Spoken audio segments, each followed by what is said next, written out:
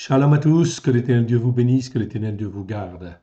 Remettons ces quelques instants donc à l'Éternel notre Dieu, car l'enseignement que nous suivons en ce moment est extrêmement important. Père très saint, nous te rendons grâce dans le précieux nom de Yeshua, ton Fils bien-aimé. Nul n'est comme toi dans le ciel. Tu nous as rachetés par le sang précieux de ton Fils bien-aimé, afin que nous puissions être à toi et rien qu'à toi. Aide-nous, mon Dieu, mon Père, à te faire plaisir. Sonde nos cœurs, sonde nos reins, vois si nous sommes sur une mauvaise voie et remets-nous sur la voie de l'éternité à la gloire de ton Saint-Nom. Étends ta main bienfaisante, Seigneur, que nous puissions comprendre ta parole comme toi tu le veux, à la gloire de ton Saint-Nom, au travers de Yeshua, celui qui est appelé le Christ. Alléluia. Amen. Que l'Éternel Dieu vous bénisse, que l'Éternel Dieu vous garde. On va donc aller toujours dans Joël chapitre 3. Voyons, allons-y. Voilà, nous y sommes. Joël chapitre 3 parce que nous sommes en train d'étudier le mot tzedaka. Ok, donc on va aller jusqu'au bout. Ce mot en fait existe 157 fois dans les Écritures, dans 150 versets. On va tous les voir, tout simplement parce que c'est fondamental. C'est extrêmement important de méditer sur ces versets, de les revoir, de pouvoir les revoir, et c'est extrêmement important que cela rentre au plus profond de nous-mêmes, dans chacun de nos cœurs, afin que le Père soit glorifié comme il convient au travers de Yeshua HaMashiach, celui qui est appelé le Christ. Nous étions partis donc de Joël chapitre 3, en fait ici, dans effectivement la disposition ancienne de l'écriture, c'est-à-dire effectivement dans la, l'ordre, on va dire l'ordre en fait karaïte, tout simplement parce que là il y a moins d'influence des rabbins en réalité. Donc Joël chapitre 3, ça ne contient que 5 versets et c'est mis dans les nations dans le chapitre 2, c'est-à-dire le chapitre 2, versets 28 à 32, vous retrouvez ces 5 versets. Ils ne sont pas exempts, ils sont toujours là. Mais en réalité, c'est extrêmement important ce passage. On va le lire afin de bien se remettre dedans. Et cela nous montre ce que l'Éternel Dieu veut faire, a dans son cœur. Après cela, dit l'Éternel, je répandrai mon esprit sur toute chair, vos filles et vos filles prophétiseront, vos vieillards auront des songes et vos jeunes gens des visions. Même sur les servantes, sur les serviteurs et sur les servantes, dans ces jours-là, je répandrai mon esprit. Je ferai paraître des prodiges chez Mophet, dans les cieux et sur la terre, du sang, du feu, des colonnes de fumée. Le soleil se changera en ténèbres et la lune en sang avant l'arrivée du jour de l'Éternel, de ce jour grand et terrible qui correspond à un jugement, oui bien sûr. Alors, quiconque invoquera le nom de l'Éternel sera sauvé.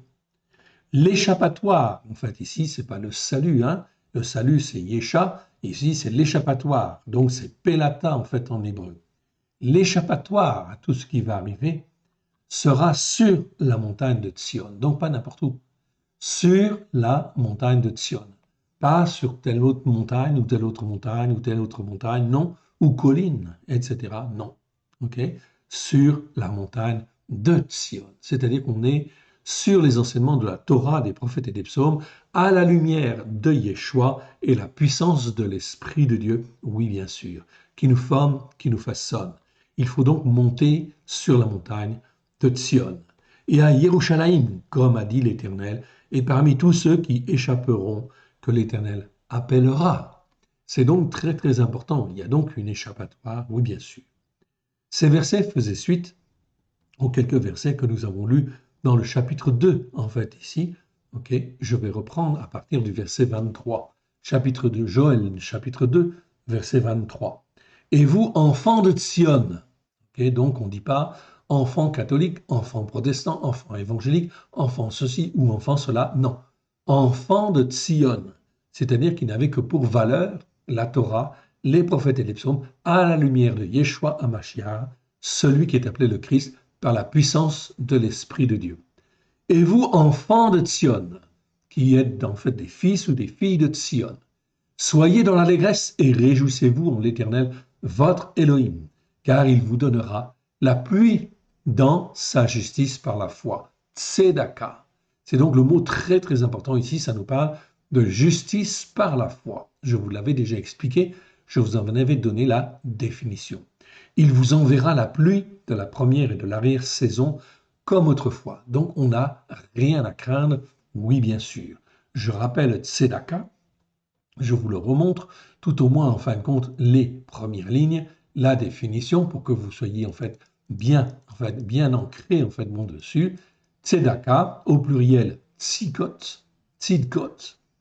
c'est un mot qui existe 157 fois dans 150 versets, non féminin, numéro Strong 06 666. Justice par la foi. On devrait toujours traduire ce mot-là par justice par la foi ou justification, etc. Mais pas par d'autres traductions évidemment qui en fin de compte faussent ici l'écriture. La première fois c'est dans Genèse 15, 6, on ira tout à l'heure. Ok. Très souvent ce mot est mal traduit. Okay. Ce mot ne peut pas être traduit par simplement justice car il y a un autre mot hébreu, c'est le mot tzedek. Tzedek, ça veut dire justice. Tzedaka, c'est la même racine au départ, mais ça se termine par deka, ici. Et deka, ça nous parle aussi de justice, mais de justice par la foi. C'est-à-dire que lorsque nous donnons notre cœur et notre vie à Yeshua, est-ce que nous sommes déjà justes devant Dieu? Non. On doit apprendre. Donc on va marcher, le Seigneur nous met, ici, dans la justice par la foi, comme si nous étions justes, afin que nous puissions apprendre, les commandements de Dieu, la Torah, les prophètes et les psaumes, afin d'être façonnés et instruits, et que nous puissions être, ici, à l'image que Dieu veut, transformés par, l'écriture, afin d'être façonnés comme l'Éternel Dieu le veut. C'est donc très, très important. Lorsque je donne mon cœur et ma vie à Yeshua, ce n'est pas une fin, c'est un début. C'est le début d'une formation. Si je veux écouter, si je veux mettre en pratique, je veux écouter les enseignements de la Torah, des prophètes et des psaumes, à la lumière de Yeshua Mashiach, celui qui est appelé le Christ. C'est donc très très important. Je reviens donc à mon texte, ici.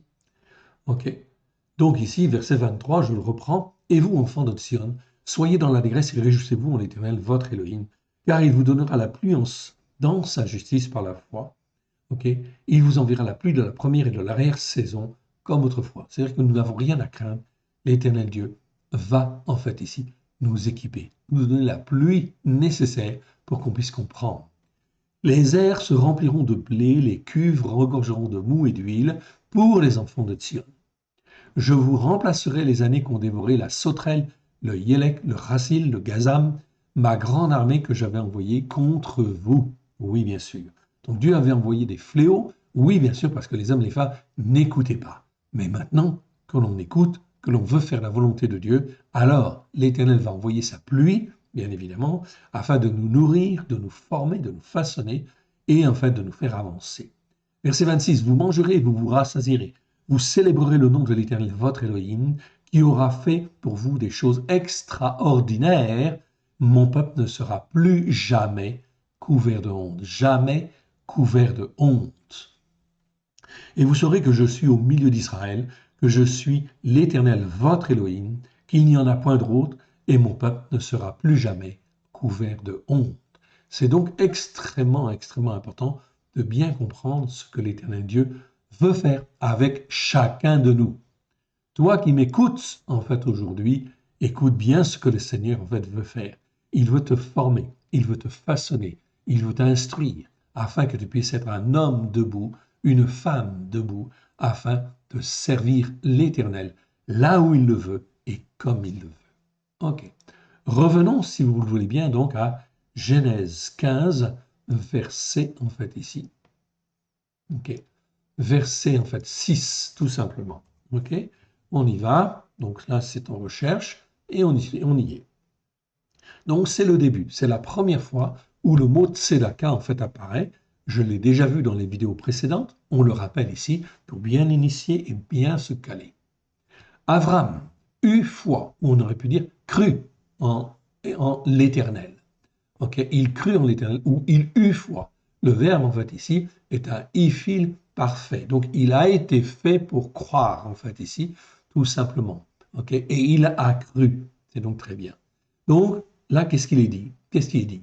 Abraham eut foi en l'Éternel, qui le lui imputa à justice. Donc, l'Éternel reconnut effectivement que Abraham a marché comme il fallait et qui le lui imputa à justice. Mais en réalité, on devrait dire à justice par la foi. Oui, tzedaka. Donc en fin de compte, Dieu reconnaît qu'il a marché par la foi, donc il est rendu juste en fait ici. Il est dans la justice de Dieu, dans la tzedaka. C'est donc très très important. C'est à partir de là que nous pouvons comprendre que l'Éternel Dieu en fait nous rachète au travers du sang de l'agneau et bien évidemment dès le départ, dès que je donne mon cœur et ma vie à Yeshua, eh bien, en fin de compte, l'Éternel me fait marcher dans sa tzedaka, c'est-à-dire dans sa justice par la foi. Je ne suis pas juste, mais je dois apprendre. Alors l'Éternel me fait marcher, en fait, dans la justice par la foi, dès le départ, évidemment. Il me justifie, autrement dit. C'est la justification de l'Éternel. Pourvu que j'écoute et que je mette en pratique, bien évidemment. Donc il faut que j'apprenne, que je mette en place, en fait ici, cette justice par la foi, de manière à ce qu'elle me façonne, me transforme à la gloire de l'Éternel. Oui, bien sûr, au travers de Yeshua HaMashiach, celui qui est appelé le Christ, et qui a tout accompli à la croix pour que la parole de Dieu, la Torah, puisse être dans mon cœur, dans ma vie, avec grâce et vérité, à la gloire de l'Éternel. Donc tous ceux qui ont créé telle montagne ou telle autre montagne, ça ne peut pas fonctionner. Nous sommes destinés, rachetés par le sang de l'agneau, afin de monter sur la montagne de Tzion. Sur la montagne de Tzion et devenir des fils et des filles de Tzion, tout simplement. Et non pas des fils catholiques, des fils protestants, des fils évangéliques ceci, des fils évangéliques cela, ou encore une quelconque autre dénomination qui n'est pas la montagne de Tzion. Ce qui est important, c'est d'être sur la montagne de Tzion. Alors, il faut savoir prendre un peu de recul, évidemment. Et il faut mieux, effectivement, s'isoler que de se corrompre, en fait, ici. Ou, en fin de compte, d'aller voir les gens pour témoigner, oui, bien sûr, mais ne pas être d'accord avec leur interprétation si elle n'est pas solidement fondée sur les racines hébraïques de la foi, sur, effectivement, la Torah, les prophètes et les psaumes. Nous étions arrivés, en fait, si ma mémoire est bonne, à Michée, chapitre 6, verset 5. Donc là, on va aller. Ok, on était arrivé là, donc très bien. Donc Michée, chapitre 6, verset 5. Donc j'y arrive. Voilà, Michée, chapitre 6, verset 5. Voilà, nous étions arrivés ici. Ok, un instant. Voilà. Donc nous étions arrivés en fait ici. C'est-à-dire, c'est le 90e verset où se trouve en fin de compte le mot tzedaka. Et oui, on en a vu 90 jusqu'à maintenant. C'est très bien. On va tous les voir parce que je ne reviendrai pas en fin de compte là-dessus et c'est extrêmement important afin de constituer une base très solide de notre foi. On ne peut pas poser notre foi sur n'importe quoi. Il faut que notre foi soit vraiment posée sur les Écritures, avec grâce et vérité, par la puissance de l'Esprit de Dieu. Ici, le verset, en fait, le chapitre 6 commence en disant, on va lire les 5 premiers versets pour bien comprendre le contexte. Écoutez donc ce que dit l'Éternel, lève-toi, plaide devant les montagnes et que les collines entendent ta voix. On parle des montagnes spirituelles ou des collines spirituelles. Écoutez, montagne, le procès de l'Éternel, et vous, solides fondements de la terre, car l'Éternel a un procès avec son peuple, il veut plaider avec Israël. Mon peuple, que t'ai-je fait? En quoi t'ai-je fatigué? Réponds-moi. Car je t'ai fait monter du pays de Mitzraïm. Je t'ai racheté par une rançon. Je t'ai racheté par une rançon de la maison des esclaves, et j'ai envoyé devant toi Moshe, Aaron et Myriam, afin que tu sois formé, façonné. Il en est de la même chose avec Yeshua. L'Éternel a payé pour nous une rançon afin que nous puissions écouter, être formés et façonnés. Mon peuple, rappelle-toi ce que projetait Balak, roi de Moab, et ce que lui répondit Bilam, fils de Béor, de Sittim à Gilgal, afin que tu reconnaisses les actes de justice par la foi de l'Éternel. Ici, dans la Bible, second, c'est traduit par bienfait. Okay? Bon, c'est pas tout à fait juste. Les actes de justice par la foi, c'est-à-dire que tu ne peux pas en fait toucher à ce peuple, tout simplement parce que l'Éternel Dieu a appliqué sa justice par la foi sur ce peuple. Donc il est rendu juste en réalité, même s'il n'est pas juste, il est sorti d'Égypte et il était formé, façonné en fait encore, mais en réalité Dieu le protégeait. Alors, ici, Bilam le sait en fait ici, et il reconnaît les actes de justice par la foi de l'Éternel. La main de l'Éternel est sur son peuple, afin qu'il ne puisse pas être détruit par Moab, si du moins il écoute et il met en pratique. Donc c'est extrêmement important. On va donc aller un peu plus loin, et ici donc ça nous montre que nous-mêmes, personne ne peut vraiment en fait nous toucher. On peut nous influencer, on peut en fin de compte ici nous martyriser un peu, mais l'Éternel Dieu est là. Si ma foi est travaillée, si je suscite ma foi et la mène à la perfection par la puissance de l'Esprit de Dieu, l'Éternel Dieu va me garder et me permettre de passer toutes sortes de circonstances, évidemment. Le peuple d'Israël, même s'il n'était pas parfait, l'Éternel Dieu l'a fait sortir de l'Égypte, l'a conduit au travers du désert. Ça a pris un certain temps, ils n'ont pas toujours été obéissants, et l'Éternel Dieu voulait les faire rentrer dans le pays de la promesse. Est-ce que c'est à cause de leur justice, en fait, de leur propre justice? Non, ce n'est pas absolument pas. L'Éternel Dieu dit, enfin, c'est à cause de la méchanceté des nations qui sont là dans ce pays-là que l'Éternel Dieu les anéantit et fait rentrer son peuple à la place, afin que son peuple puisse être formé, façonné à la gloire de son saint nom, bien évidemment. Le projet de l'Éternel, c'est toujours de nous former, de nous façonner afin que nous soyons meilleurs, que nous soyons en fin de compte à l'image de Christ, comme Yeshua a dit dans Jean 17. Jean 17, je ne sais pas quel est le verset, je crois que c'est 17 aussi, où il a dit « Je leur ai donné la gloire que tu m'as donnée, afin que eux soient un, comme nous sommes un. » Yeshua travaille, bien évidemment, auprès de chacun de nous, afin de nous façonner, de nous former, afin que nous puissions être un avec le Père et le Fils. Donc, il faut marcher dans la justice par la foi. Donc, dans la tzedaka de Dieu. C'est donc très, très important. On continue et on arrive en fait maintenant dans Michée chapitre 7, verset 9. Et je vais reprendre à partir du verset 8 tout simplement. Donc Michée 7, très bien. Verset 8, « Ne te réjouis pas à mon sujet, mon ennemi, car si je suis tombé, je me relèverai.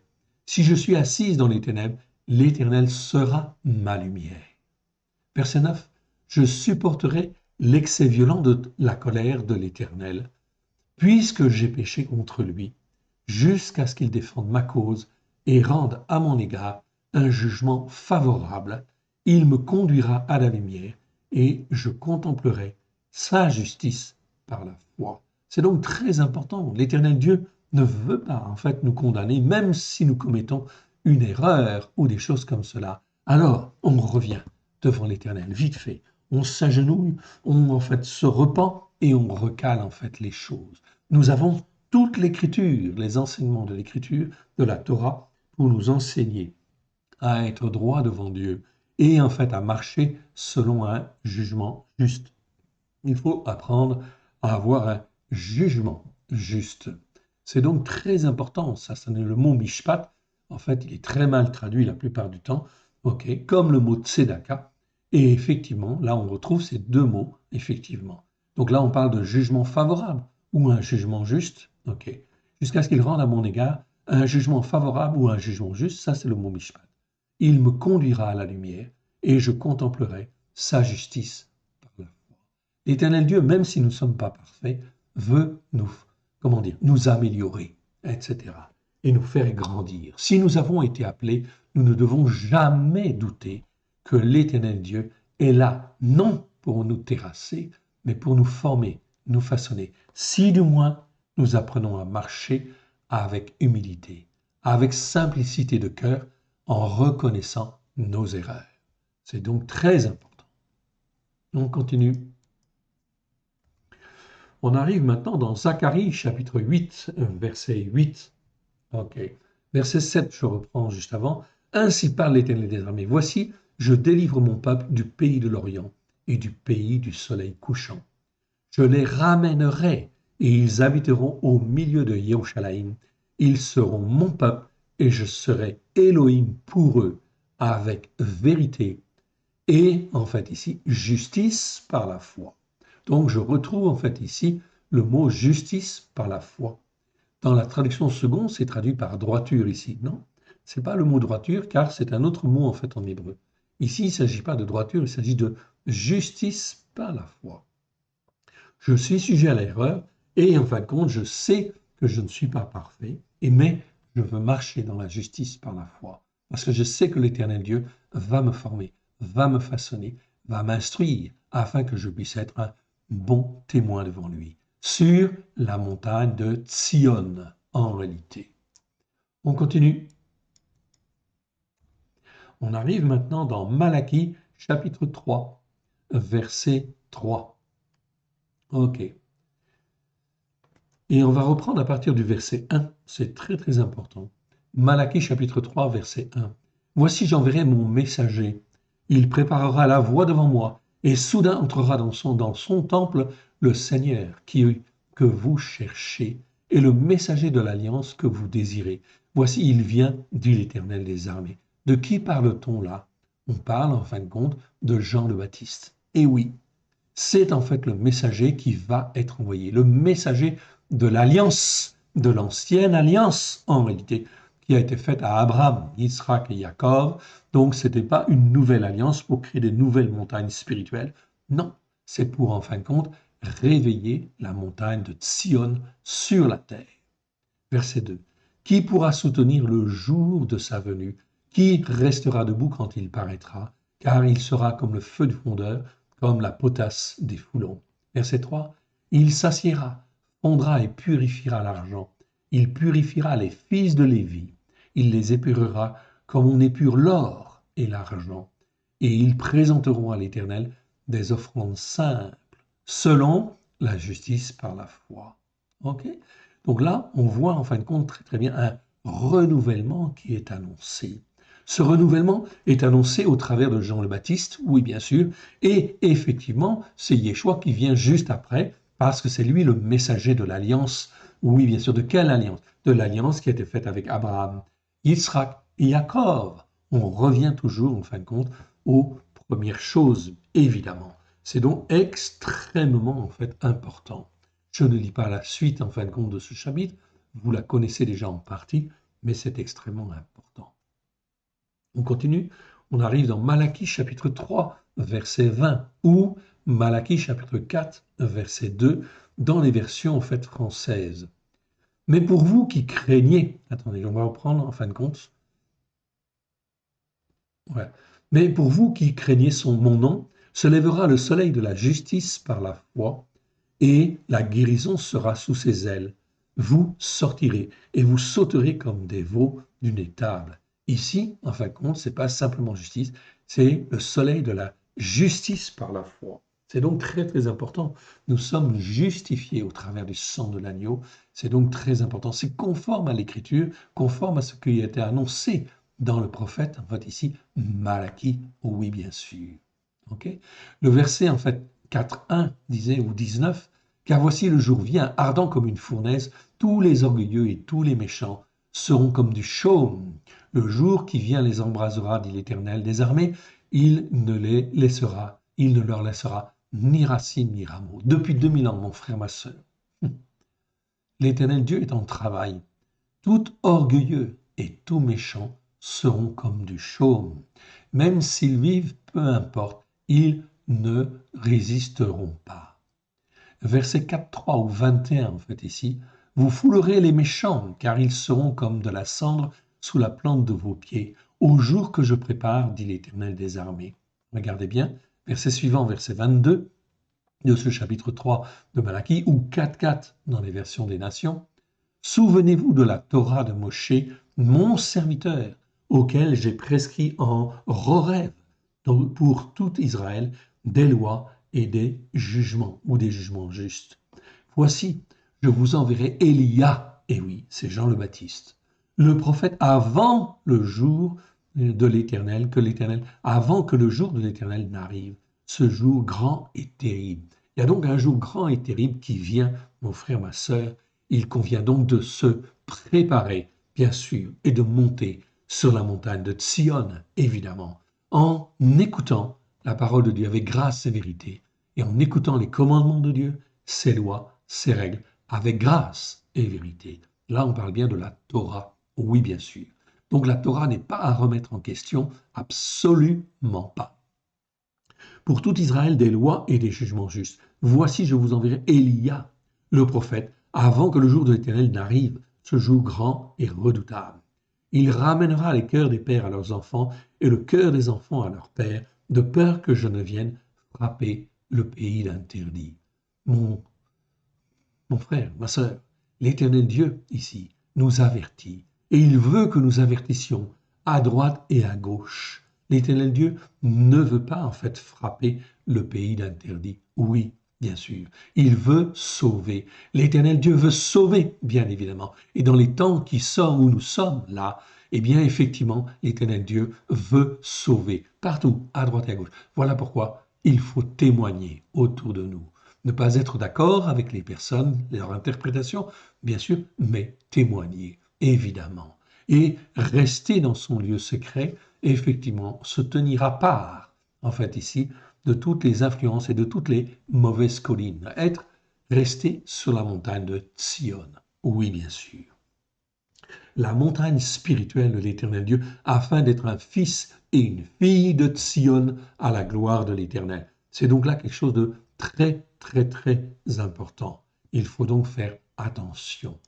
Célébrer en fait les cultes en petits groupes ou chez vous, tout simplement, ok, mais témoigner de l'Éternel, de sa vérité. Donc très important, là on est dans Malachie, on est bien d'accord, hein? D'accord? Donc on annonce Jean le Baptiste.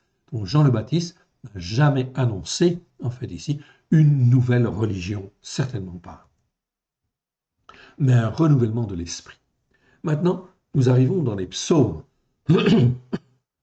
Très, très important. Donc, on va retrouver très souvent ce mot-là dans les psaumes. OK, et vous allez voir, c'est très, très, très, très formateur. OK, psaume 5, verset 9 ou 8 dans les versions des nations. Éternel, conduis-moi dans ta justice par la foi, à cause de ceux qui me regardent avec haine. Aplanis ta voix sous mes pas. C'est donc très, très, très important. OK? Verset 7, verset précédent disait, mais moi, par ta grande bonté, je vais à ta maison. Je me prosterne dans le temple de ta sainteté avec crainte. L'Éternel Dieu est rempli, bien sûr, de sainteté. Et l'Éternel Dieu veut nous faire connaître cette sainteté, afin que nous puissions être saints comme lui-même est saint. Donc c'est une aspiration, bien évidemment, et en fin de compte, si je marche dans cette aspiration de grandir dans la sainteté de Dieu, c'est formidable, c'est merveilleux. L'Éternel Dieu, si je suis sincère de cœur, et que j'écoute et que je mets en pratique ou j'essaye de mettre en pratique, l'Éternel Dieu va me justifier par sa justice, par la foi, bien sûr. Autrement dit, il me rend juste avant que je ne sois vraiment juste. Donc il faut que j'apprenne à craindre l'Éternel et à marcher dans un respect glorieux de l'Éternel, de sa sainteté. Oui, bien sûr. OK? Car Yeshua a dit, je leur ai donné la gloire que tu m'as donnée, afin que eux soient un, comme nous sommes un. OK, on continue. Les psaumes, la justice par la foi dans les psaumes, c'est quelque chose d'extraordinaire. Je ne lis pas tout le psaume, hein. Vous pourrez lire en fait les psaumes vous-même. Ici, nous sommes dans le psaume 11. Je reprends à partir du verset 5. OK. 5. L'Éternel sonde le juste, il hait le méchant et celui qui se plaît à la violence. Il fait pleuvoir sur les méchants des charbons, du feu et du soufre, Un vent brûlant, c'est le calice qu'ils ont en partage. Car l'Éternel est juste. Il aime la justice par la foi, les hommes droits. Pas la justice tout court. Ici, c'est pas tzedek, c'est le mot tzedaka. La justice par la foi. Toi qui marches dans la justice par la foi, l'Éternel Dieu t'agrée, oui bien sûr, parce que tu avances, parce que tu écoutes, parce que tu mets en pratique. Tu cherches à être saint. Le verset 4 que j'aurais pu lire aussi, l'Éternel est dans le temple de sa sainteté. Il n'est pas dans le temple saint, il est dans le temple de sa sainteté.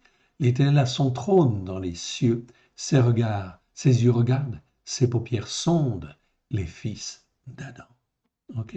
Voilà pourquoi ce passage est très important. Donc nous sommes appelés à la sainteté, oui bien sûr. Est-ce que nous pouvons en fait atteindre cette sainteté? La réponse est non. Ok. Ce que nous pouvons faire, c'est écouter l'Éternel Dieu afin qu'il nous façonne, qu'il nous instruise au travers de Yeshua Mashiach et que nous puissions monter sur la montagne de la sainteté de Dieu progressivement, étape par étape, par la puissance de l'Esprit de Dieu. Ça, oui, nous le pouvons. Ok. Nous le pouvons, mais c'est parce que l'Esprit de Dieu, l'Esprit de la sainteté, est là, oui, bien sûr. Et que nous écoutons et que nous mettons en pratique, que nous avons appris à obéir et appris à nous soumettre. Très important. Psaume 22, maintenant. Ok. 22, verset 32, et je reprends à partir du verset 29 ou 28 chez les nations. Car à l'Éternel appartient le règne. Il domine sur les nations. Tous les puissants de la terre mangeront et se prosterneront aussi. Devant lui s'inclineront tous ceux qui descendent dans la poussière, ceux qui ne peuvent conserver leur vie. Verset 31. La postérité le servira. On parlera d'Adonai à la génération future. Quand elle viendra, elle annoncera sa justice par la foi. Elle annoncera son œuvre au peuple nouveau-né. Donc on voit ici quelque chose d'extraordinaire dans ce psaume 22, c'est que toute la terre, tous les puissants de la terre mangeront et se prosterneront aussi. Donc il va falloir que l'Éternel Dieu secoue en fait cette terre par toutes sortes en fait de fléaux, de guerres, de famines, etc., de maladies, de pestes, etc. Tout cela dans le but en fait que les hommes plient le genou devant l'Éternel. C'est un gros travail, mais l'Esprit de Dieu en fin de compte est là, évidemment. Alors, il faut savoir ce que nous voulons faire. Est-ce que nous voulons accompagner Dieu, écouter Dieu, le suivre dans son travail, être avec lui, bien sûr, parce qu'on lui sert de témoignage, oui, bien sûr. Et l'Éternel Dieu veut se servir de chacun de nous pour témoigner, chacun de nous. On continue, on arrive dans le psaume 24. Psaume 24, verset 5. Ok. On va prendre à partir du verset 3 même. Qui pourra monter à la montagne de l'Éternel, à la montagne de Sion? Qui s'élèvera jusqu'au lieu de sa sainteté, pas le lieu saint, le lieu de la sainteté de l'Éternel? Verset 4. Celui qui a les mains innocentes et le cœur pur, celui qui ne livre pas son âme au mensonge, qui ne jure pas pour tromper. Il obtiendra la bénédiction de l'Éternel, la justice par la foi de l'Élohim de son salut. Très important. Et là, on voit qu'on peut. On peut, par la grâce de Dieu, si j'écoute et que je mets en pratique, si je marche par la foi, dans la justice par la foi de l'Élohim de mon salut. Voici le partage de la génération qu'il invoque, de ceux qui cherchent ta face, ô Jacob. Porte, élevez vos linteaux, soyez élevés, portails éternels, que le roi de la gloire fasse son entrée. Qui est ce roi de la gloire? L'Éternel fort et puissant, l'Éternel puissant dans les combats. Porte, élevez vos linteaux, élevez-vous, portails éternels, que le roi de gloire, le roi de la gloire, fasse son entrée. Qui donc est ce roi de la gloire? L'Éternel des armées, voilà le roi de la gloire. Le mot, l'article là, est en majuscule tout simplement parce qu'en hébreu, effectivement, l'article est mentionné auprès du mot gloire. Donc, il n'y a pas toujours l'article en fait en hébreu. En français, il y a toujours un article devant tous les mots. Mais en hébreu, non. Il y a un article quand c'est important, fondamental et à souligner. Le roi de la gloire de l'Éternel.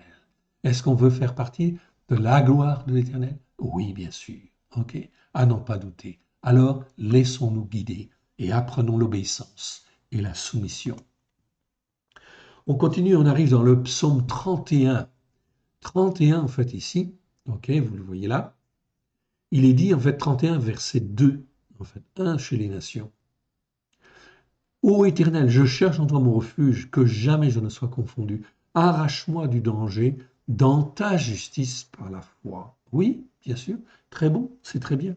Dans ta justice par la foi. On ne doit pas traduire par justice tout court, comme le mot de Sédec, non, mais par ta justice par la foi. Incline vers moi ton oreille, à de toi de me secourir. Sois pour moi un rocher de protection, une demeure de forteresse pour être libéré de troubles moraux et spirituels. Car tu es mon rocher, ma forteresse, et à cause de ton nom, tu me conduiras, tu me dirigeras. Vous voyez, nous avons retraduit effectivement les psaumes. On n'a pas terminé en fait ici, mais on espère éditer justement un livre sur toutes les psaumes, avec en fait les psaumes en français, en hébreu et en phonétique, et peut-être en fait avec des explications en fait aussi. Ok, on travaille dessus, c'est beaucoup de travail, donc un petit peu de patience, mais on travaille dessus. On continue. Psaume en fait 33 maintenant, verset 5. Ok, on va reprendre à partir du verset 1. Juste réjouissez-vous en l'Éternel, la louange sied aux hommes droits. Célébrez l'Éternel avec la harpe, célébrez-le sur le luth à des cordes. Chantez-lui un cantique nouveau, faites retentir vos instruments et vos voix. Car la parole de l'Éternel est droite et toutes ses œuvres s'accomplissent avec fidélité. Oui, bien sûr. Avec fidélité ou avec foi. En fait, ici, c'est le mot émouna. Verset 5.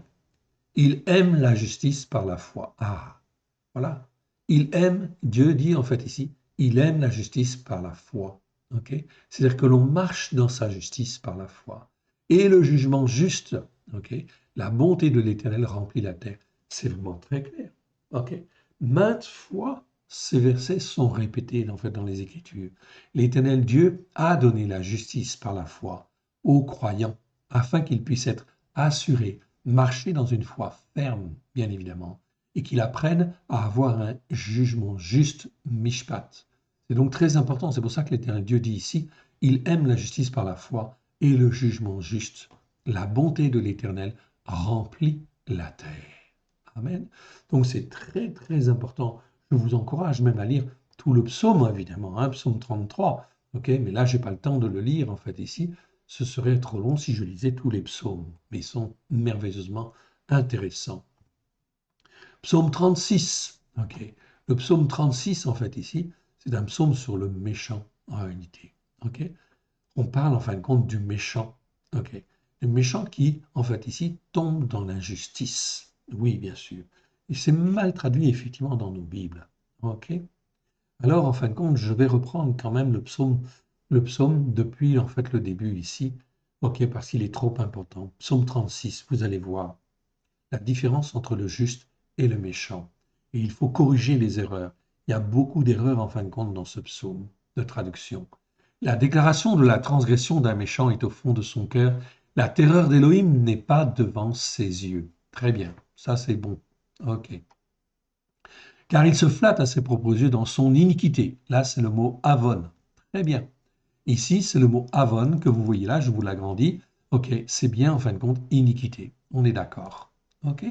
Donc ici, je vous le laisse. OK, c'est le mot avon. Vous pouvez faire une pause sur écran si vous voulez. Ça, c'est le mot avon. OK.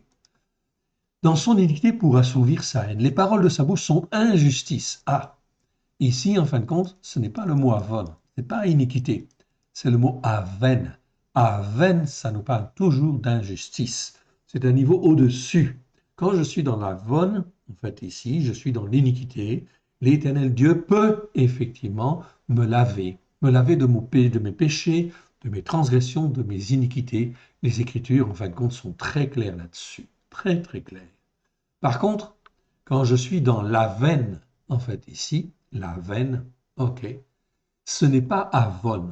Aven, ça ne devrait pas être traduit par iniquité parce que ça entraîne beaucoup, beaucoup de confusion chez les croyants, en réalité. Donc ici, on doit toujours traduire le mot aven par le mot injustice.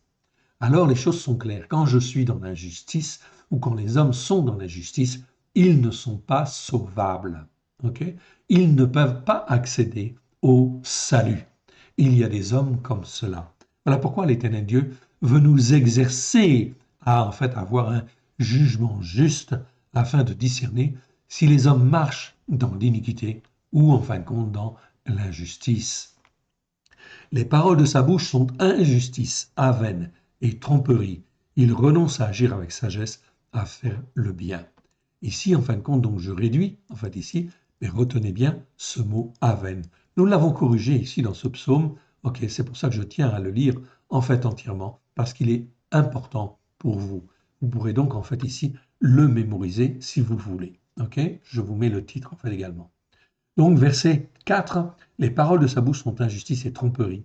Il renonce à agir avec sagesse, à faire le bien. Verset 5 ou 4 dans les versions des nations, il médite l'injustice. Donc ce n'est pas l'iniquité ici, c'est l'avène. Il médite l'injustice sur sa couche. Il se tient sur une voie qui n'est pas bonne. Il ne repousse pas le mal. L'Éternel, ta bonté atteint jusqu'aux cieux, ta fidélité jusqu'aux nues. Verset 7 ou 6, là où je retrouve mon mot de Sédaka.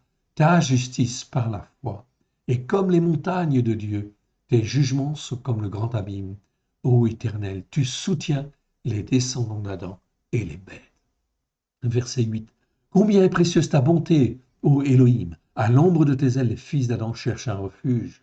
Ils se rassasient de l'abondance de ta maison et tu les abreuves au torrent de tes délices. Regardez ce qui suit, on va lire jusqu'à la fin. Ce psaume, vous allez voir, c'est très important. Verset 10. Car auprès de toi est la source de la vie. Par la lumière, par ta lumière, nous voyons la lumière. Étant ta bonté sur ceux qui te connaissent et ta justice par la foi, on retrouve le mot justice par la foi ici, sur ceux dont le cœur est droit. Ici, j'ai bien effectivement le mot yachar, c'est bien le cœur est droit. Voilà pourquoi il faut apprendre en fait à avoir un cœur droit. Si notre cœur n'est pas droit, alors il faut prier le Seigneur afin qu'il sonde nos cœurs, sonde nos reins et nous ramène sur une voie droite, sur la voie de l'éternité, par la justice, par la foi. Regardez ensuite. Verset 12. Que le pied de l'orgueil ne m'atteigne pas, que la main des méchants ne me fasse pas fuir. Déjà tombent, verset 13, déjà tombent ceux qui commettent l'injustice à vaine, pas l'iniquité. Ok, je ne peux pas traduire par iniquité ici, parce que l'Éternel Dieu nous sauve, sauve de nos péchés, de nos transgressions, de nos iniquités. Quand c'est le mot avon, c'est bon. Quand c'est le mot aven, non. Là, justement, on tombe. Déjà tombent ceux qui commettent l'injustice. Okay. Ils sont renversés, ils ne peuvent se relever. C'est donc extrêmement important que nous apprenions à marcher dans la justice par la foi, d'une part, mais aussi dans un jugement juste afin de mieux discerner si ceux qui sont sur notre route marchent en fait ici dans l'injustice ou pas. S'ils marchent dans l'injustice, je n'ai rien à faire avec eux. Voilà pourquoi il faut que je change de route ou que je m'écarte de ces hommes-là, qui sont en fin de compte des hommes qui vont à la perdition, tout simplement. Ok?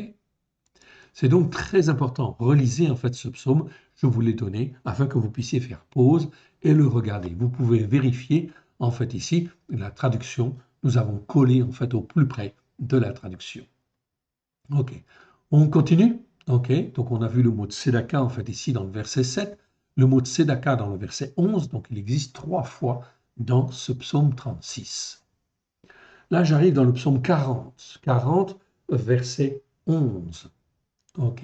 Je ne retiens pas dans mon cœur la justice par la foi. Je publie la foi en toi et ta victoire. Je ne cache pas ta bonté et la foi en toi, en fait, ici. Donc, ce psaume, en fait, aussi, est très, très, très important, en fait, ici. C'est le psaume 40. Ok. Psaume 40, je ne vais pas le lire en entier. Je vais reprendre simplement à partir du verset 10. J'annonce la justice. Là, j'ai bien le mot de Tzedek. Ici, c'est bien le mot de Tzedek. Tzedek, en fait, existe 116 fois. Je vous l'agrandis. OK, comme ça, vous l'aurez. OK, le mot de Tzedek existe, en fait, ici 116 fois dans 109 versets. Numéro Strong 06 664. Là, ça nous parle de justice, on est bien d'accord. Tzedek. Dans la grande assemblée, voici, je ne ferme pas mes lèvres, ô Éternel, tu le sais. Verset 11. Je ne retiens pas dans mon cœur ta justice par la foi. Ici, vous voyez, c'est un mot qui ressemble, ok? On a tous les deux en fait ici, ok? Vous voyez, il ressemble. Ici c'est tzedek, ici c'est tzedaka. Celui-là existe 157 fois sur 150 versets. Numéro Strong 06 666. Donc ici, tzedaka, je peux le traduire par justice par la foi pour le distinguer en fait de justice. Donc l'Éternel Dieu nous appelle à sa justice, mais il nous fait marcher dans la justice par la foi, bien évidemment, afin que nous puissions être justifiés, oui bien sûr, à la gloire de l'Éternel. Nous avons droit à l'erreur en réalité. C'est donc très très important. Je remets en fait ici, je recadre en fait ici, mes remarques, afin effectivement qu'elles ne puissent pas trop déranger l'ordre de mes versets. Okay. Donc, je ne retiens pas dans mon cœur la justice par la foi. Je publie la foi en toi, en fait, ici.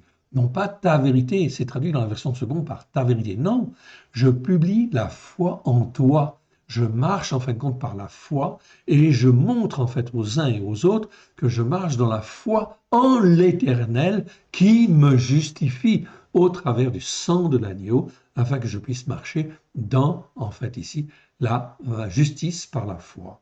Ok, je publie ta foi en toi et ta victoire. Ici, c'est pas le salut non plus. En fait ici, le mot en fait ici, c'est en fait le mot Teshua. Teshua en fait ici. Ok, je vous l'ai pas mis en fait ici. Ok, je l'ai pas mis. J'aurais pu le mettre en fait en réalité. Ok, le voici. J. Ok, le voici. Teshua, je vous le montre. Donc Teshua, c'est pas Yesha. Yesha, ça veut dire salut, on est d'accord. Teshua, ça ne veut pas dire salut. En fait, vous avez Yesha qui veut dire salut, Yeshua qui veut dire délivrance, et Teshua qui veut dire victoire ou accomplissement du salut ou de la délivrance. Ces mots sont extrêmement importants. On les étudiera, rassurez-vous. Mais pour le moment, en fin de compte, on ne va pas s'arrêter à tous les mots parce que sinon on n'avancerait pas. Pour le moment, on est sur le mot tzedaka, en fait, ici, tout simplement.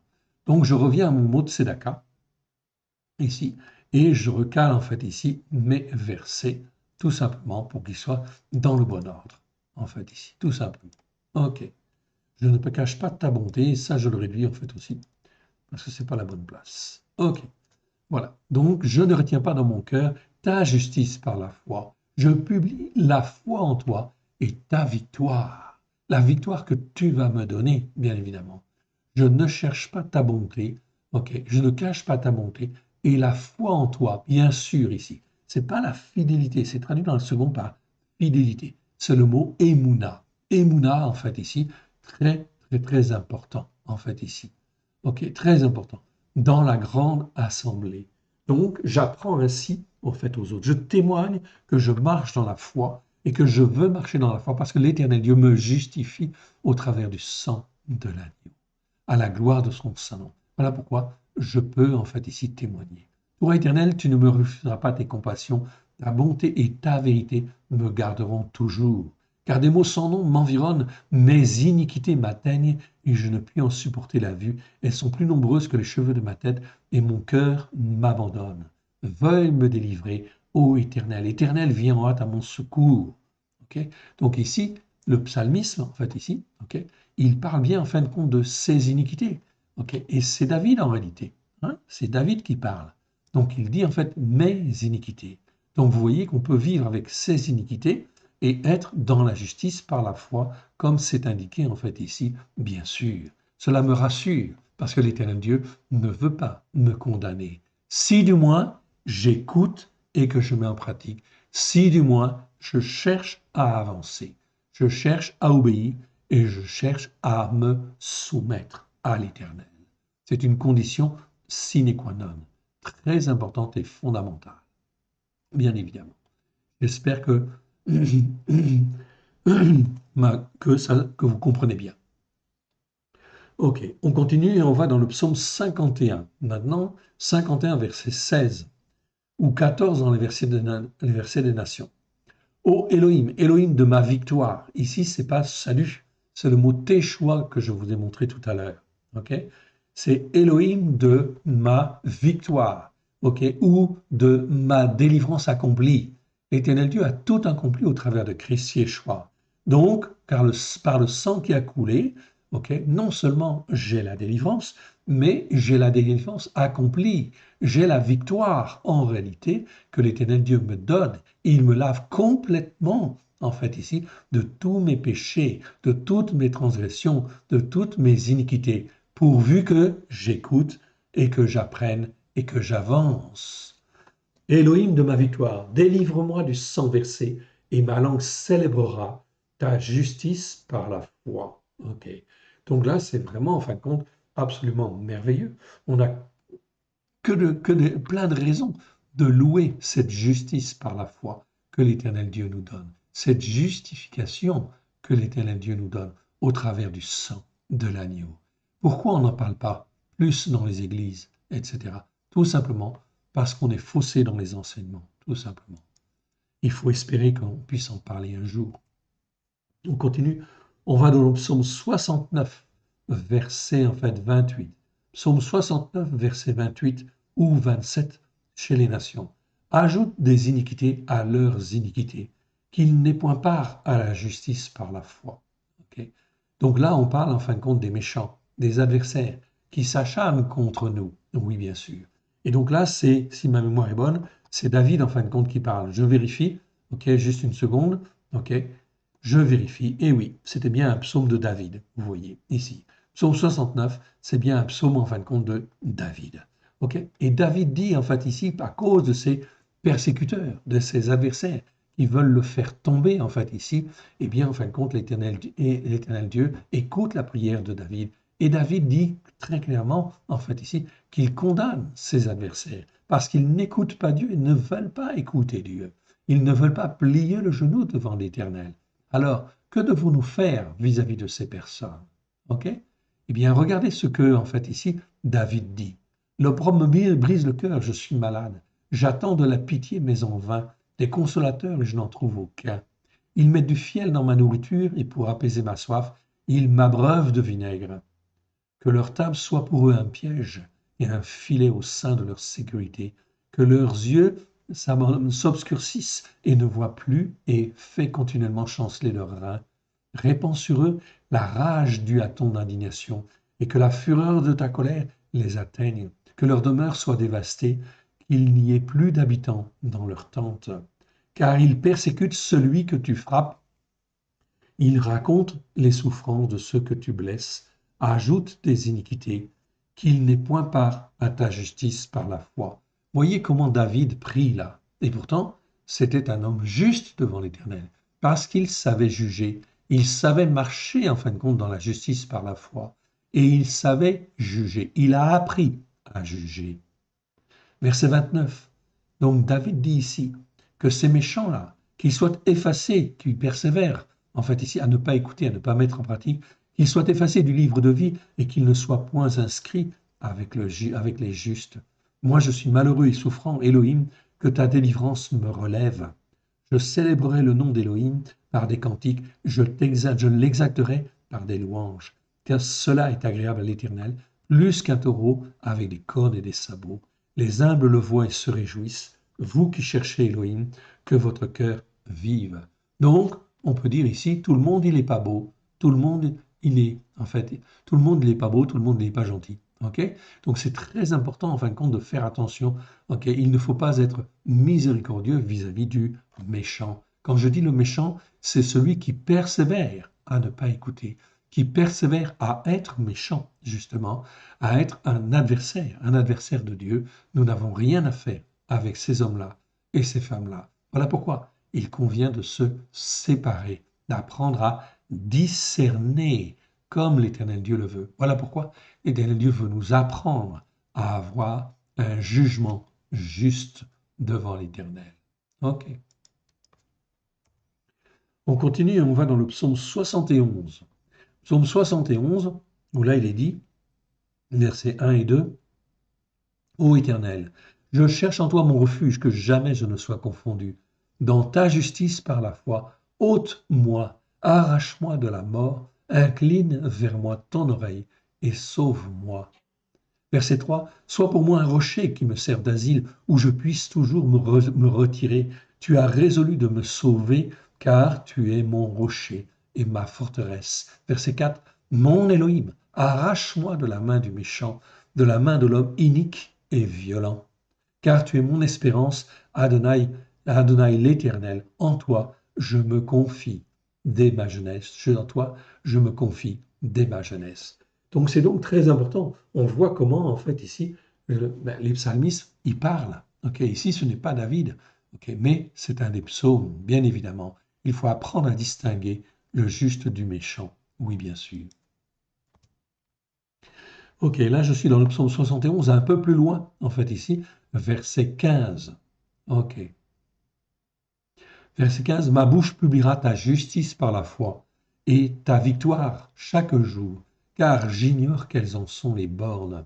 Donc ici, très important, en fait ici, ce que dit le psalmiste, je publierai ta justice par la foi chaque jour, afin que les hommes et les femmes puissent comprendre qu'ils peuvent être sauvés même s'ils ne sont pas justes, mais que l'Éternel Dieu les justifie au travers du sang de l'agneau. C'est très important. Mais ça veut dire qu'il faut qu'ils écoutent et qu'ils mettent en pratique. Ensuite, c'est dit, ma bouche publiera ta justice par la foi. Ta victoire, ici, c'est pas ton salut, non, c'est le mot teshuah. C'est donc ta victoire chaque jour, car j'ignore quelles en sont les bornes. On continue. Je dirai tes œuvres puissantes, Adonai l'Éternel. Je rappellerai ta justice par la foi, la tienne seule. Qui est-ce qui peut justifier par la foi? Il n'y a que l'Éternel Dieu. Aucun autre Dieu ne peut justifier par la foi. Ça n'existe pas, en fait, ici. Verset 16. Je dirai tes œuvres puissantes, Seigneur éternel. Je rappellerai ta justice par la foi, la tienne seule. Voyez combien, en fait, ici, la justification, la justice par la foi est quelque chose de très important. Ce mot était un mot fondamental. Il faut apprendre à marcher dans la justice par la foi. Verset 17.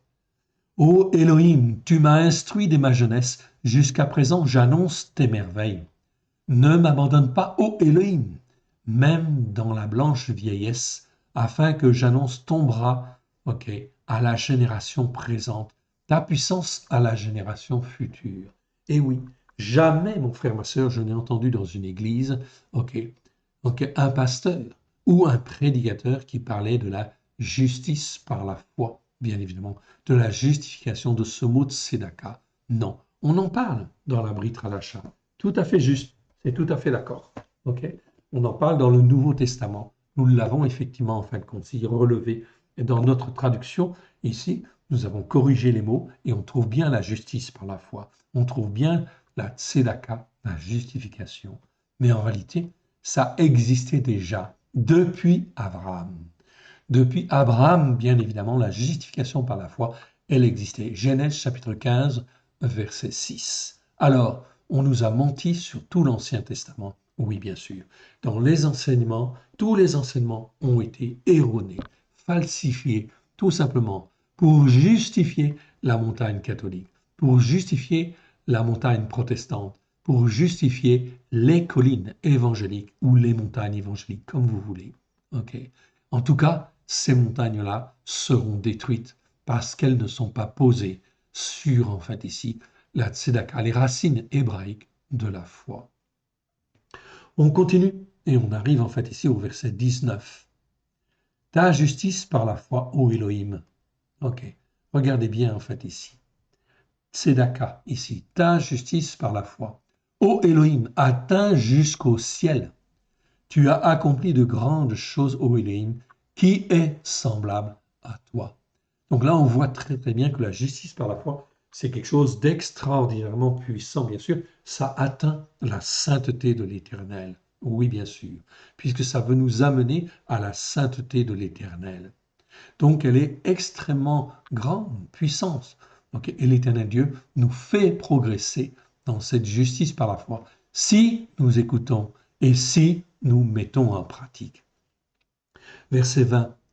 Tu nous as fait éprouver bien des maux et des détresses oppressantes qui amènent l'angoisse, mais tu nous redonneras la vie, tu nous feras remonter des abîmes de la terre. Ce verset, très important, c'est un autre mot que je voulais vous découvrir en fait ici, c'est le mot en fait ici tsara, en fait ici. Tsara, ok, je vous l'agrandis pour que vous puissiez bien le voir.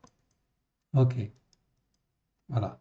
Le mot tsar en fait ici, T-S-A-R, ça veut dire détresse. Ok, ça existe déjà dans les Écritures, je crois une centaine de fois si ma mémoire est bonne. Tsar, ça nous parle de détresse, on est d'accord. Tsara, c'est un autre mot en fait ici qui parle de détresse, mais comment dire? Tsar, pardon, ça parle de détresse, mais de détresse oppressante déjà.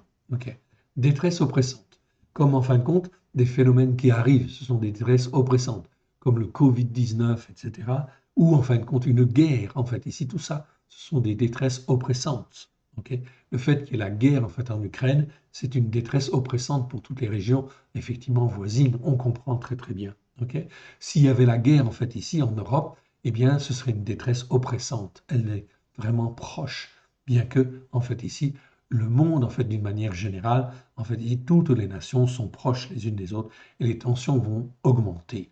Toute la détresse oppressante va augmenter à droite et à gauche. Mais le mot tsara, en fait, ici, donc tsar, ça veut dire détresse oppressante, et tsara, ça veut dire détresse oppressante qui amène l'angoisse. C'est donc une autre forme, en fait, ici, de détresse mais qui amène l'angoisse. C'est donc quelque chose de très très important parce que ce mot-là existe 73 fois dans 72 versets.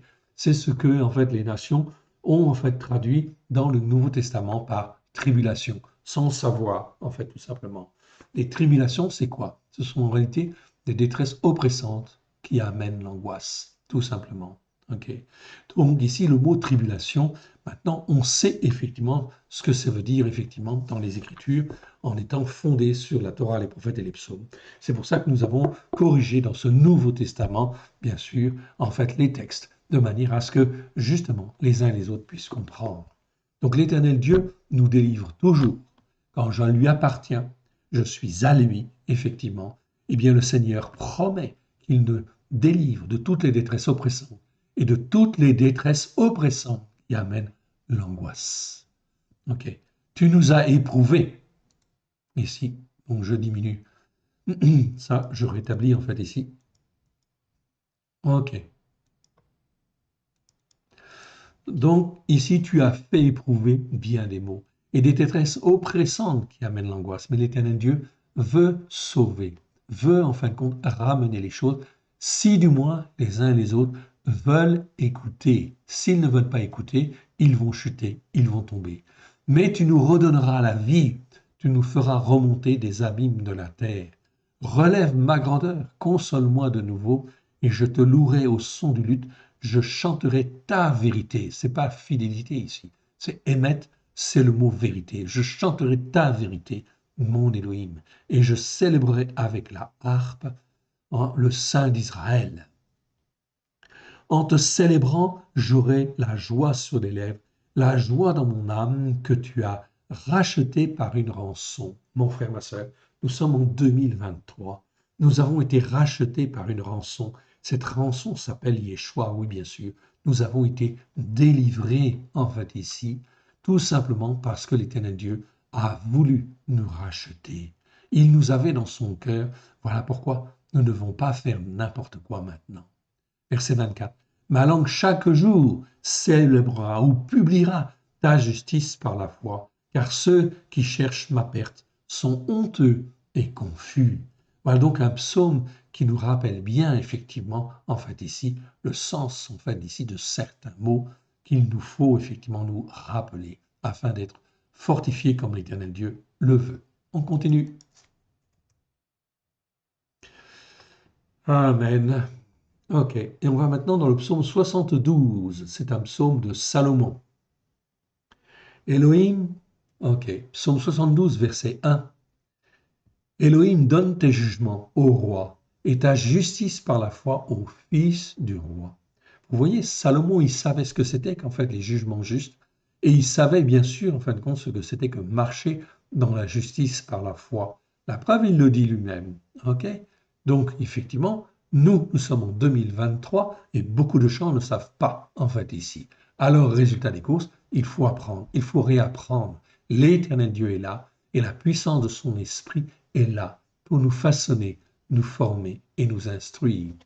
Elohim, donne tes jugements au roi et ta justice par la foi au fils du roi. Il jugera ton peuple avec justice et tes malheureux avec un jugement juste. Les montagnes porteront le shalom pour le peuple et les collines aussi par l'effet de ta justice par la foi. Ok. Ici, on retrouve le mot tzedaka, le mot justice par la foi. Ok. Verset 4, il fera droit aux malheureux du peuple, il sauvera les enfants du nécessiteux et il écrasera celui qui opprime. C'est donc très important. On voit que l'Éternel Dieu, si je marche par la foi, dans la justice par la foi et selon un jugement juste, l'Éternel Dieu me garde et me gardera toujours, évidemment, de tous les méfaits qui peuvent venir et qui vont venir. On continue et on arrive en fait ici dans le psaume 88. Psaume 88, verset 13 ou 12 dans certaines versions. Est-ce que tes prodiges seront connus dans les ténèbres et ta justice par la foi dans la terre de l'oubli? Certainement pas, en fait, ici. OK? Donc ici, OK, je fais une petite correction ici. OK, j'ai une petite erreur. Et ta fidélité dans la mine de la perdition. D'accord. Est-ce que tes prodiges seront connus dans les ténèbres et ta justice par la foi dans la terre de l'oubli? Certainement pas. Mais moi, je crie vers toi, ô Éternel. Dès le matin, ma prière monte vers toi. Pourquoi, ô Éternel, abandonnes-tu mon âme? Détournes-tu ta face de moi? Moi, je suis affligé et comme expirant un petit feu depuis mon enfance, je supporte tes épouvantes et je suis troublé. Mais l'Éternel Dieu ne va jamais laisser un croyant dans cette attitude-là, s'il est sincère. Je dis bien, s'il est sincère de cœur. Ok. On continue. On arrive en fait maintenant dans le psaume 88, verset 12. Ok. Est-ce que tes prodiges seront connus dans les ténèbres et ta justice par la foi dans la terre de l'oubli? Certainement pas. On continue. Là, on est dans le psaume 89. 89, verset 17 ou 16 dans les versions des nations. Ok, je reprends à partir du verset précédent, verset 16. Heureux le peuple qui connaît le son en fanfare de la trompette. Donc, de la trompette, je l'ai mis en italique parce que ce n'est pas. Il y a quelque chose qui ne va pas. Le son en fanfare. Il marche à la lumière de ta face, ô Éternel. En ton nom, ils se réjouiront tous les jours et ils s'élèveront par ta justice par la foi. C'est très, très, très important. Ils s'élèveront parce qu'ils marchent dans la justice par la foi. Verset 18, on continue parce que je voudrais vous montrer quelque chose de très important. Car la parure de leur force, c'est toi. Et c'est par ta volonté que tu fais s'élever notre corps. Notre corps, c'est notre force, notre puissance. Car notre bouclier vient de l'Éternel, notre roi du Saint d'Israël. Autrefois, tu as parlé dans une vision à ton bien-aimé, et tu as dit, j'ai donné mon appui à un homme vaillant, j'ai élevé du milieu du peuple celui qui est élu. J'ai trouvé David, mon serviteur. De mon huile de sainteté, je l'ai oint ici. Regardez, pas de mon huile sainte, de l'huile de ma sainteté, en fait, je l'ai oint, afin que ma main soit constamment sur lui, avec lui, et qu'aussi mon bras le fortifie. L'ennemi ne le surprendra point, et les fils de l'iniquité flagrante qui perdure, ok, ne l'opprimera point, en fait, ici. Ok. Ici, les fils de l'iniquité flagrante. Le mot, c'est avla. Encore un autre mot, parfois traduit par iniquité, en fait, ici. Ici, c'est traduit par méchanceté. C'est un mot qui existe 25 fois dans 25 versets. Et là, en fin de compte, si je dois traduire, en fait, ici, ce mot-là, c'est en fin de compte plutôt que même méchant, parce que méchant, il y a d'autres mots pour dire méchant, c'est plutôt le fils de l'iniquité flagrante qui perdure. Donc, il est dans l'iniquité flagrante, mais l'iniquité flagrante qui perdure. Tous ces hommes-là, en fait, ici, eh bien, ne sont pas sauvés et ne peuvent pas être sauvés. Il faut fuir, en fait, ces hommes-là, en fait, ici, si jamais, en fin de compte, ils se trouvent sur notre route, nous n'avons rien à faire avec ces hommes-là, même pas à essayer de les convertir. C'est impossible. Selon l'Écriture, c'est très clair. Jamais on n'a vu un homme touché par la vla sauvé dans les Écritures. Ça n'existe pas, en fait, ici. Aucun verset ne nous le montre. C'est donc très important de bien comprendre, en fait, cela. Ok. L'ennemi ne le surprendra pas, et le fils de l'iniquité flagrante qui perdure ne l'opprimera point. Donc, pas d'oppression. Le Seigneur dit, si on marche comme il le veut, ok, il n'y aura pas d'oppression. Mais j'écraserai devant lui ses oppresseurs, dit l'Éternel, et je frapperai ceux qui le haïssent. La foi en moi et ma bonté seront en lui, et sa corne s'élèvera par mon nom. Ici, en fait, au début, c'est traduit dans la seconde par ma fidélité. Non, c'est Emouna. C'est la foi en Dieu. Ok? La foi en moi et ma bonté seront avec lui. Bien sûr, c'est ce que David en fait avait. Et sa corne, c'est-à-dire son pouvoir ou sa force, s'élèvera par mon nom. La force, en fin de compte, que nous pouvons avoir, en fait ici, elle vient de Dieu et elle a un seul but, c'est-à-dire, en fait ici, de témoigner de la puissance, en fin de compte, de Dieu, de sa bonté, de sa miséricorde. Ok. Et de passer au travers de toutes les épreuves qu'il peut y avoir sur la terre. Pour cela, il faut apprendre à avoir un jugement juste. C'est un apprentissage. On continue. Ok. Et on arrive dans le psaume 98 maintenant. Psaume 98. Ok. Et là, effectivement, donc, dans le psaume 98, eh bien, je vais lire, en fait, le psaume verset 2. En fait, ici, on va reprendre à partir du verset 1. Ok.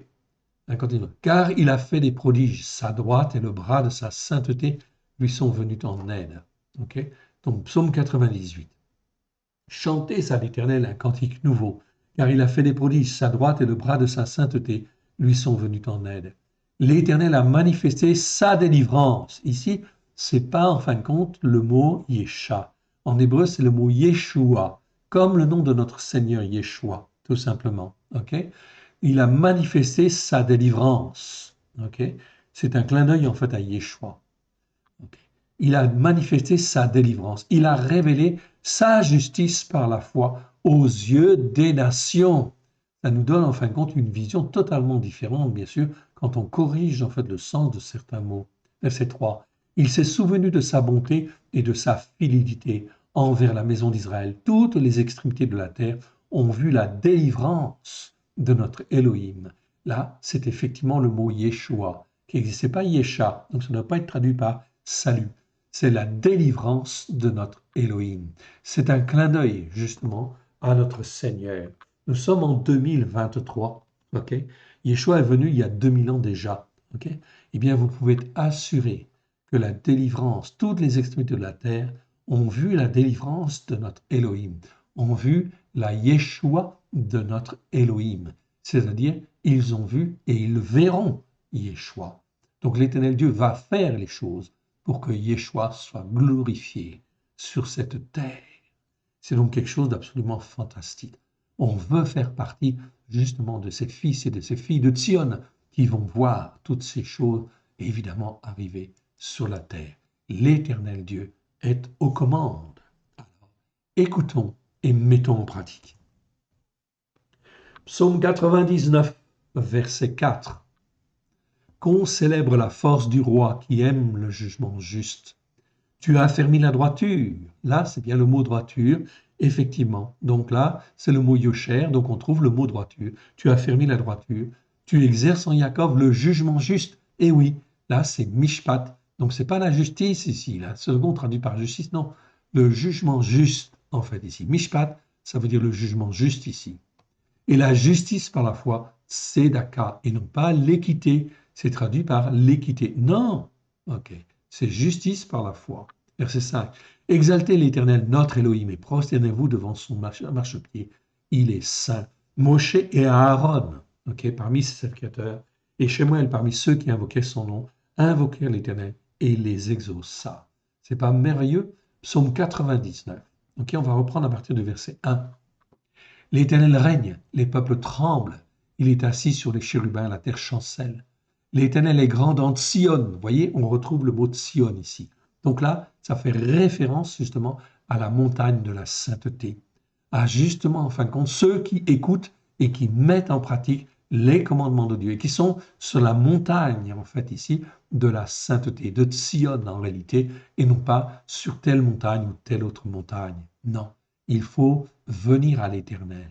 Il est élevé au-dessus de tous les peuples. Qu'on célèbre ton nom grand et redoutable, il est saint. Qu'on célèbre la force du roi qui aime le jugement juste. Qui c'est ce roi? C'est Yeshua, bien sûr, qui aime le jugement juste. Tu as affermi la droiture, tu exerces en Jacob le jugement juste et la justice par la foi. Okay. Exaltez l'Éternel, notre Elohim, et prosternez-vous devant son marchepied. Il est saint. Moshe et Aaron, parmi ses serviteurs, et Shemuel, parmi ceux qui invoquaient son nom, invoquèrent l'Éternel, et il les exauça, etc., etc. Ok. Enfin, je dis etc., etc., mais c'est peut-être bien qu'en fait on lise les 2 versets suivants, les 3 versets suivants. Ok. Il leur parla dans la colonne de nuit. Ils observèrent ses témoignages et la loi qu'il leur donna. Ici, c'est bien le mot loi. C'est pas le mot Torah, c'est le mot roc. Ok. Donc, la loi, en fait, ici, c'est la Torah, en fait, ici. Ok. Mais en réalité, enfin, la loi. La loi de l'Éternel, oui. C'est les enseignements de la Torah. C'est en fait la loi que Dieu nous donne. C'est pour ça que c'est marqué roc, en fait, ici. Et la loi qu'il leur donna. L'Éternel, notre Elohim, tu les exauças, tu fus pour eux un Dieu qui pardonne, mais tu les as punis de leurs fautes. Exaltez l'Éternel, notre Elohim, prosternez-vous sur la montagne de sa sainteté, en fait, ici. Ok. Pas sa montagne sainte, la montagne de sa sainteté, c'est un petit peu différent, car il est saint, l'Éternel, notre Elohim. Le psaume 99 est un psaume absolument merveilleux, glorieux, en fait, ici. Je vous propose qu'on arrête là à ce psaume 99, ok, et on reprendra pour la dernière partie, en fait, ici, à partir, en fin de compte, de ce psaume-là, ok, si vous le voulez bien, ok. Que l'Éternel Dieu vous bénisse, que l'Éternel Dieu vous garde. Je vous encourage à écouter, à réécouter, en fait, ces enseignements, afin que l'Éternel Dieu, par la puissance de son esprit, nous forme dans nos cœurs, afin que nous puissions apprendre à marcher selon la justice par la foi de l'Éternel et avec un jugement juste. C'est un apprentissage. Okay. Et il faut faire attention dans les temps qui viennent. Il y a des gentils, il y a des méchants. Okay. Et nous devons faire attention à ceux qui se comportent comme des méchants. L'Éternel Dieu ne veut même pas la mort du méchant. Aussi, quelqu'un, en fait, ici, se comporte comme un méchant. L'Éternel Dieu veut qu'il soit sauvé, en fait, ici. C'est sa première attitude de cœur. Dieu veut sauver tous les hommes, même le méchant, s'il est possible de le sauver. Mais si on s'aperçoit qu'il est, en fin de compte, dans, en fait, ici, la vla ou la vonne, etc., alors là, effectivement, il faut être extrêmement, extrêmement prudent. Seul Dieu peut faire quelque chose. Seul Dieu peut faire quelque chose. L'Éternel, notre Dieu. Nous ne pouvons rien faire. L'Écriture est vraiment très claire. Je vous renvoie au psaume 36, où l'Éternel Dieu, en fait ici, fait tomber, fait chuter tous ceux qui sont effectivement dans la veine, dans l'injustice. Que l'Éternel Dieu vous bénisse. On va donc prier pour terminer. Père très saint, nous te rendons grâce dans le précieux nom de Yeshua. Merci Seigneur pour tes enseignements. Nous te rendons grâce dans le précieux nom de Yeshua, ton Fils bien-aimé. Merci Seigneur. Nous nous offrons à toi et nous ouvrons nos cœurs afin que ta parole puisse trouver dans chacun de nos cœurs un terrain favorable. Que tu puisses planter ta parole, oui, à la gloire de ton Saint-Nom, qu'elle puisse produire des racines à la gloire de ton Saint-Nom, que tu puisses nous en révéler la largeur, la longueur, la hauteur et la profondeur à la gloire de ton Saint-Nom. Oui, Seigneur, que ta parole ne remonte pas au ciel sans avoir pleinement accompli ta volonté. Ô mon Dieu, mon Père, que l'Éternel Dieu vous bénisse, que l'Éternel Dieu vous garde, que l'Éternel Dieu vous protège, que l'Éternel Dieu vous fortifie. À très bientôt. Shalom à tous. Amen.